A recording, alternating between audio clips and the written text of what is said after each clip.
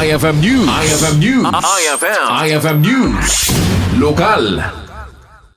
Tipaway Municipal Police Station, babayan ti pinangindaulo ni Police Lieutenant Kingsley Ulit, OIC, formal nga imawat ti Certificate of Commendation nga inted ti Ilocos Norte Police Provincial Office nga indolwan met ni Police Colonel Jomar Labiano. Naited ti pamigbig ken ni Honorable Mayor Sheila Galano, kadwa na dagiti kameng ti Sangguniang Bayan ken MADAC focal person.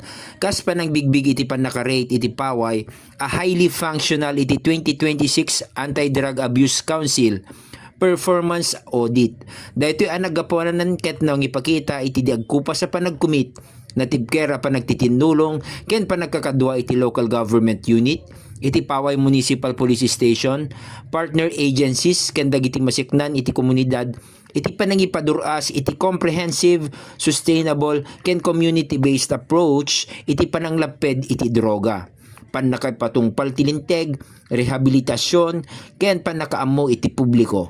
Agserbi ti komendasyon akas inspirasyon tapno adda ang mapabigsa iti kampanya ti munisipyo kontra iti droga ken mang patipker a panagkumit dagiti amin a maseknan amang taginayon iti natalged, natalna ken naandur a komunidad.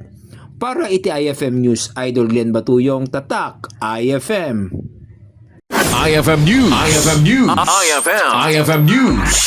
Lokal.